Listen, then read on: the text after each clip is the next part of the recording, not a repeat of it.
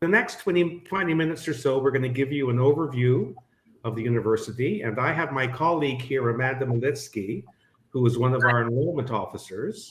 Hello. And together we'll be able to answer any questions you may have. So let's give you a little bit of a sense of what we call IBU. As we say, it's a change from the business as usual university. Here we go. We consider ourselves to be the first independent, not-for-profit university in Ontario. We are explicitly focusing on employers' needs. We are located in downtown Toronto. Our campus is actually at 80 Bloor West, which is one small block from Bay and Bloor. And we are a student-focused university. What we want to do for every one of our students is to ensure that we help them find a career that fuels their passion, and we also want to be an active part in helping them set up a successful career. First, some of you might want to know how we started. We began around 5 years ago with a group of post-secondary experts and people from the business community with an idea to form a new type of university in Ontario. Our team includes several former university presidents. Here's one of them, Feridun Hamdalupar, who was the president of the University of Waterloo. Timothy McTiernan, who is our founding president and was the president at Ontario Tech. Alistair Summerlee, who was the president of the University of Guelph and is now on our board.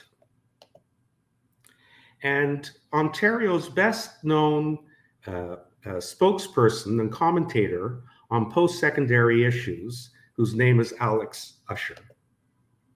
Finally, our founder is Dr. Sardar Mutlu. I'll mention a few others who have been involved in this development process. Dr. Wendy Souquier, who is a professor and former senior administrator at Ryerson and an expert in disruptive technologies and innovation and diversity.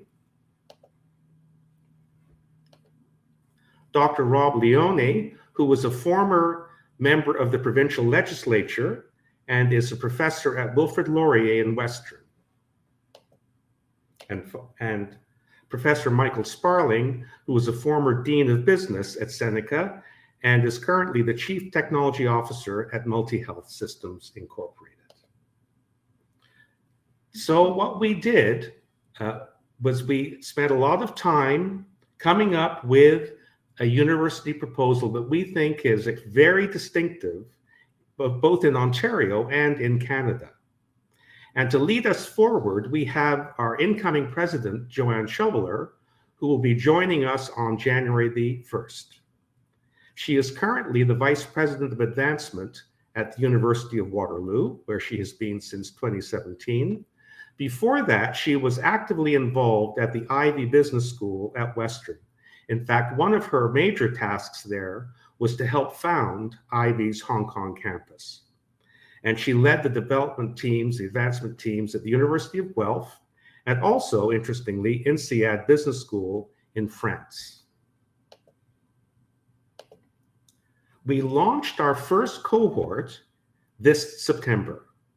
All of the cohort this time was studying online, and of course they're doing so right at present. And that was because of COVID regulations. Now, we differ from a lot of other universities in that we have continuous enrollment. What that means is that every single term, we bring in a new cohort to a first semester. So that means that we are now admitting students for our next cohort that starts in January of 22.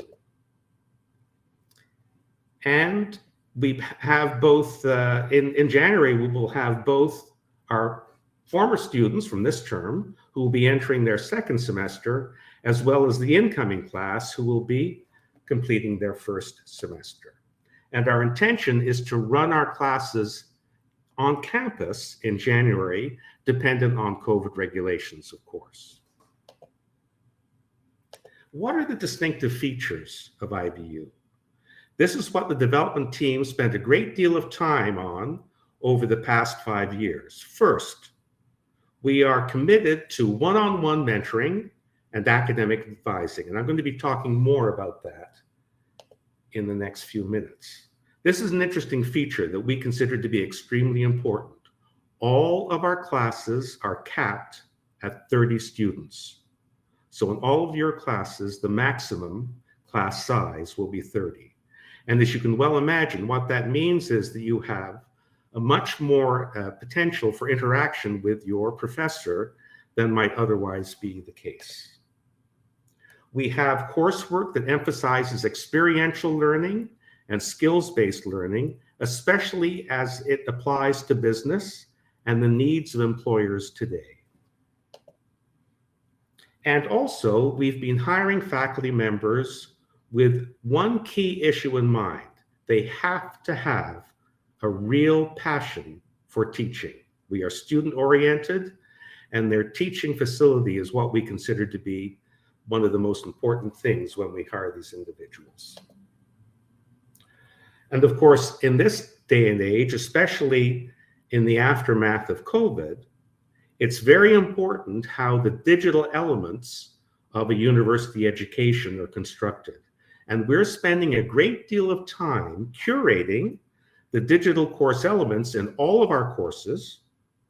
What we're doing is making sure that we have a consistent set of software across courses, so it's easy for students to get familiar with a particular set of software and use it in each of their courses, and as they do so, become digitally literate, especially important for the inaugural degree that you would be registering in if you come to IBU right now. And here's our inaugural BCom, which I was just alluding to. So it's an honors BCom. Its specializations are international management and technology. It's a highly prescriptive program. And what that means is we've spent a great deal of time deciding which courses you need to complete to have a well-rounded business education. And we have put into the curriculum two very important courses, one in semester 4 and one in semester 8. They're called the project course and the capstone course. And what these integrated courses are supposed to do is to give you a chance to use the whole range of skills and knowledge that you're acquiring and apply them to a real-world business problem. And also, and this is one thing that is particularly important, we know that many students want to start working as soon as possible. One way we're doing this is by offering continuous enrollment. That means that you go 3 semesters, if you wish, every year, so that you can finish an 8-semester, 40-course degree in just under 3 years. Now, given all that we've said about the intimate environment that we're trying to create between students and our faculty members, we consider it extremely important that you get academic advising throughout your time with us. So each of our students will have a professor as their designated mentor. And that mentor will be advising students on courses, on program requirements, on graduation requirements. There'll be a whole set of other issues that they'll be dealing with in terms of perhaps helping you improve your own study habits. There may be other things that you want to discuss with your advisor to help improve your performance and what you're getting out of the degree. And you can meet with this academic advisor as often as you wish, as often as you deem necessary. Campus life. I already mentioned where our campus is. It's at 80 Bloor West in what can be called Uptown Toronto. And we've designed our campus so that there's a large common room so that our students can have group discussions, We also are planning a range of extracurricular activities for enhanced student engagement. And we're going to be having the ability for you to talk to future employers and so forth within that campus life that we're developing. Next, we have what we consider to be an extremely distinctive financial aid program. So for a limited number of eligible domestic applicants, we will be extending up to 100% financing. There's also a chance to have 25% of this financial aid waived. In other words, you wouldn't be paying back the full amount. And our enrollment officer is here, Amanda, to speak about that in a few minutes. Amanda, do you want to say a few words about that right now? Hi, yes, we have a very a wonderful financial aid package. It's a private financial aid package that's funded by the university, and it's geared towards income, and it's done on a case-by-case basis. And it's a great alternative to other ways of funding your education. Thanks, Amanda. Finally, we're going to be holding a virtual open house on November 17th, and we certainly hope you can join us for this. That will be occurring at 7 p.m., and you'll be hearing from some of our instructional team. We'll be going through some of the details of the courses you'll be taking. We'll be talking more about student life and the campus and the resources that we will be providing. So I do urge you to register for the open house, which you can do by visiting our stall here at the fair, or you can do so by going to the web. And that ends my presentation. Thanks so much for listening. And we're now going to ask our host, Mike, to moderate our question and answer. Mike? Thank you, Chris. Oh, I'm sorry. I like Mike. If I was another life, Mike would be okay. I have many friends named Mike. Thank you, Mark. Thanks, Amanda.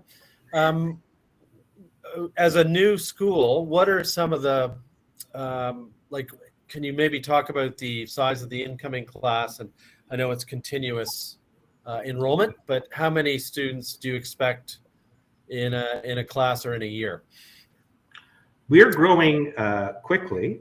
We expect that the incoming class in January will be in the range of 30 to 60. So in other words, not that large. And we think there are some advantages to having relatively small cohorts as we ramp up the size of the university at this time. So what we can promise our students, as I said, is that very intimate learning environment, not just with their individual professors, but also with administrators like myself. Okay, excellent.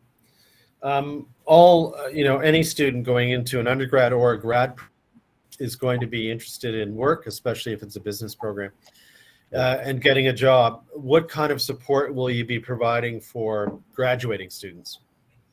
We're going to be employing career counselors as we get nearer to the end of the program length, duration.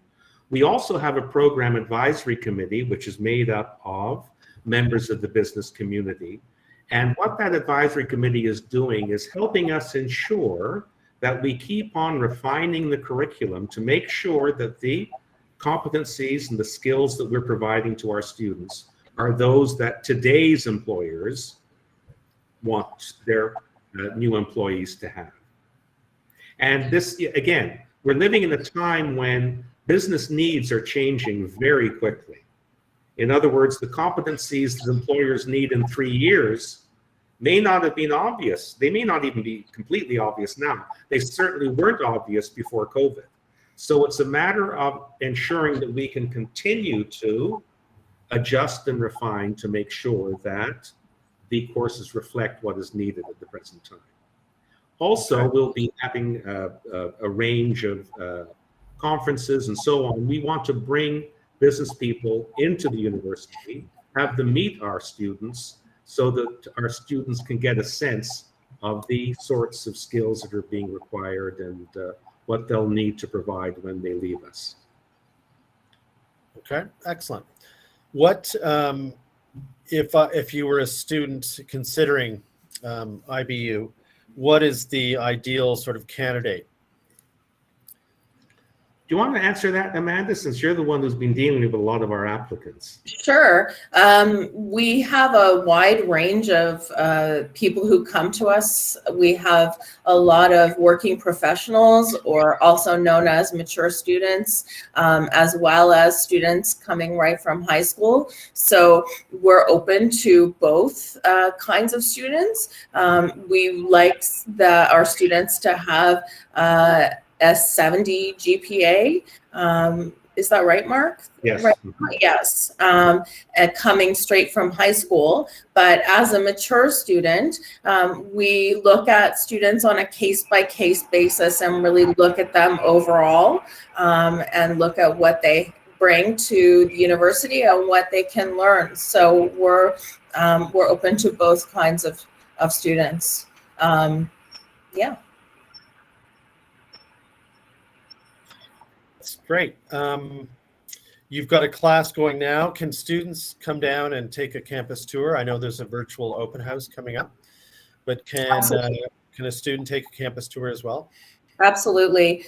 Just contact myself or my colleague, Funmi Aina. Both of us are enrollment officers. We're both happy to host you on a tour of the campus, talk to you about your goals for your career and your education, and tell you all about the university and help you enroll. And we've had visits by prospective students where I'm involved as well. So if students have any questions, I could be there on campus to answer them. Absolutely. We just have to deal with COVID regulations. That's all, as you can well imagine. Okay. If I live in Canada but do not have Canadian citizenship, can I apply as a domestic student? No, unfortunately not. You have to be a citizen of Canada, or have your PA in order to apply as a domestic student. Okay. It sounds like there's a really great student to prof ratio that is low, which is fabulous. I did my MBA at the London Business School, which is a very small, relatively small school. And I think it was 70-1 for some classes, but smaller for others, but much smaller than a bigger school. So I think that's a great learning environment. Can you talk a bit about some of the profs? Are there some sort of famous names or profs that might be of interest to some students? So far, we've hired one of our initial courses is in contemporary world history, and we've hired a well-known professor who taught for many years at Western, an expert in Vietnamese history. We have, as one of our business professors, a gentleman, Julien Papon, who's a startup entrepreneur. He actually started the TESS, a racing bike company. And those are some of the individuals. Again, at the moment, we have a very small faculty cohort, as you can imagine, because what we started this September is that we're just at the moment delivering 5 courses. We will be delivering 10 courses as of January. So we're doing a lot of hiring right now for the January intake. Okay, great. You mentioned international business, and so there'll be a focus, or the school will sort of have a specialty in that area. What about entrepreneurial? Is this a good opportunity for students who might be interested in entrepreneurial studies? Yes, we have a variety of courses in entrepreneurship and innovation. And so both of those will be heavily stressed. So that's one of the reasons that we hired a startup specialist to teach one of our classes. So Julian will be heavily involved with some of those entrepreneurship courses later on as well. Definitely. Okay.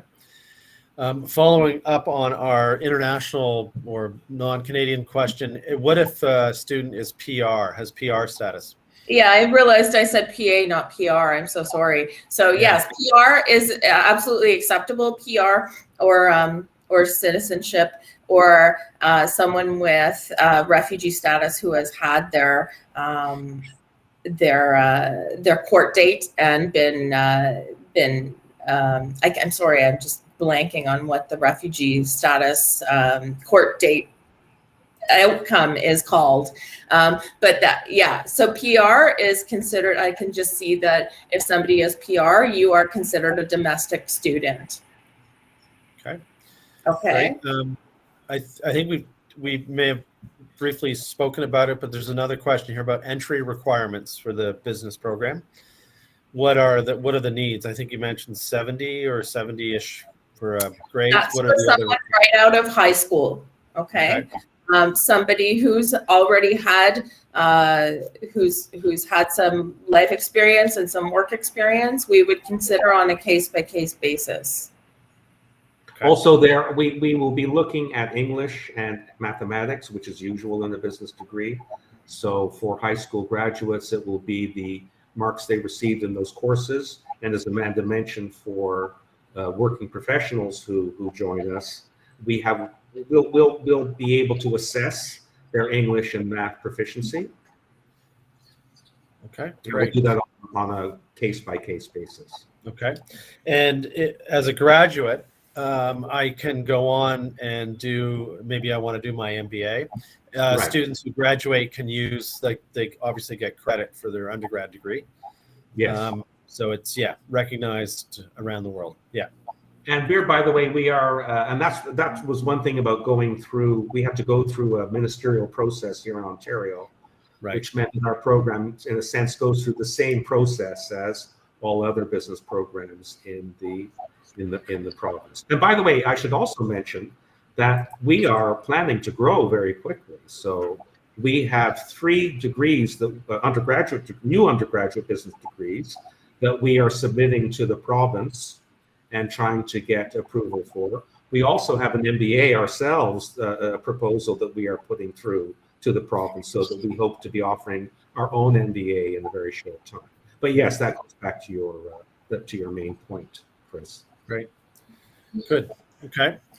That may be it for now. Is there anything, Amanda, as the admissions person, is there anything you'd like to add? Are there questions that you've had, students that you've spoken to that, I think the big point of difference at IBU is that we are so student focused. Our classes are capped at 30 students. So 30 students or fewer per class means you have that one-on-one relationship with your prof.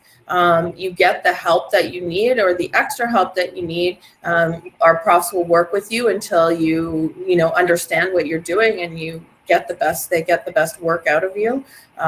It's a very, it's a great process, and I really believe in what we're doing. I feel very passionate about it, and I'm really excited to see what January holds for our class. Yeah, it sounds like a great opportunity. Mark, is there anything else you'd like to add? Yeah, I would say that to get to a point that Amanda raised, it's an interesting time to join a new institution. I know in some of the other programs that I've started, I always remember the students who are in the early cohorts the best, because there's a certain rapport that tends to develop between students and faculty and administrators at this juncture in the universities and the program's development that can be very magical. It can be a really wonderful time. And so, yes, we have great plans for January. Yeah.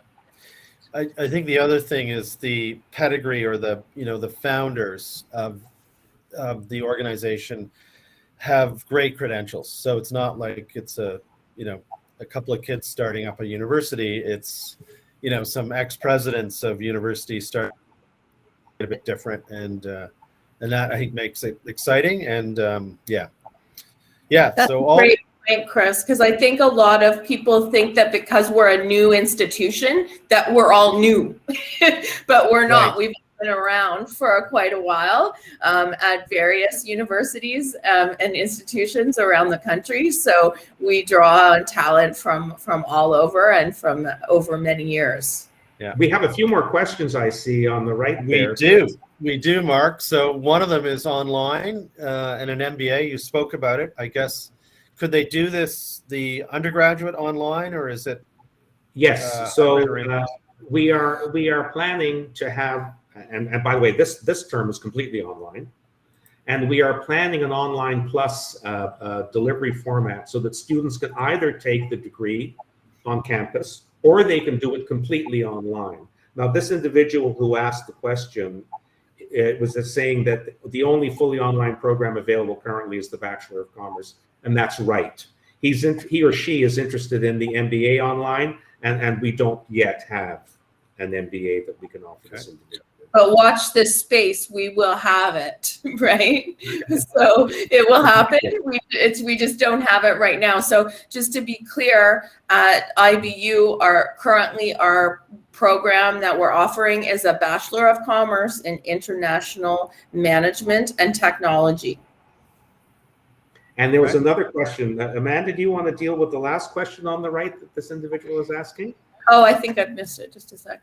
Are there any clubs at IBU? Well, we are working right now on developing extracurricular activities. Is that right, Mark? Yes. Yes. So clubs will grow out of that. But right now, because we are sort of a boutique community of students, we don't have clubs yet at IBU. But maybe we could start one.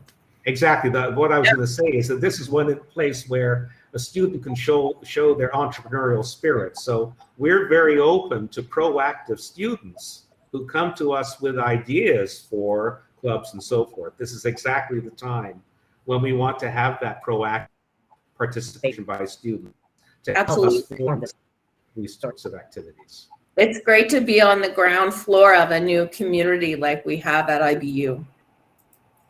Yeah. It also, with a smaller class, you're going to do more things together, and there'll be a good bond between the students. And of course, you're in one of the leading metropolises in the world, really, in Toronto. So there's lots of things to do, and yeah, lots of opportunities. In one of the best neighborhoods in Yorkville, where you can't get any better.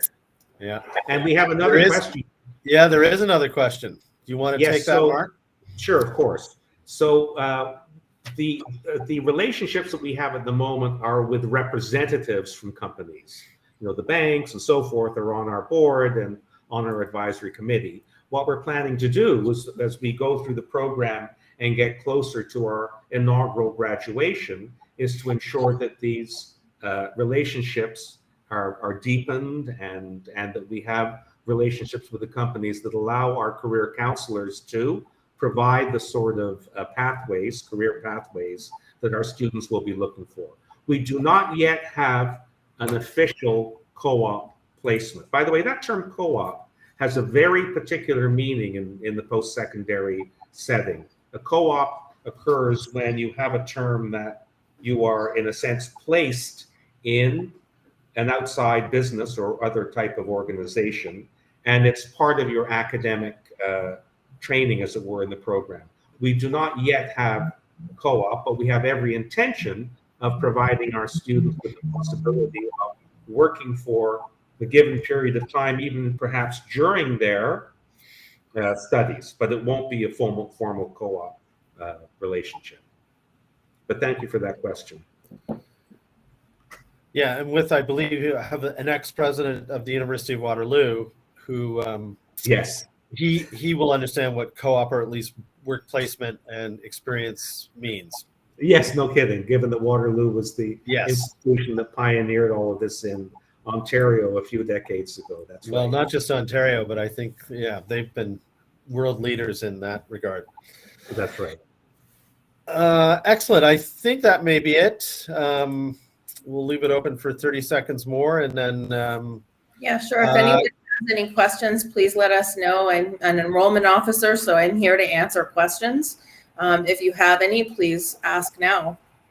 If you don't ask now, you can get in touch with me or with Funmi on the website, ibu.ca. And we're happy to talk to you or bring you in for a tour. Yeah, I'll post that a link to the virtual tour, and they can get to other parts of the website from there. Great. Well, thank you, Mark and Amanda. Thank you. Wish you all the best. It sounds like a really interesting opportunity. Thank you, Chris. Thanks. Thank you. Okay. Okay. Bye. Bye. Bye.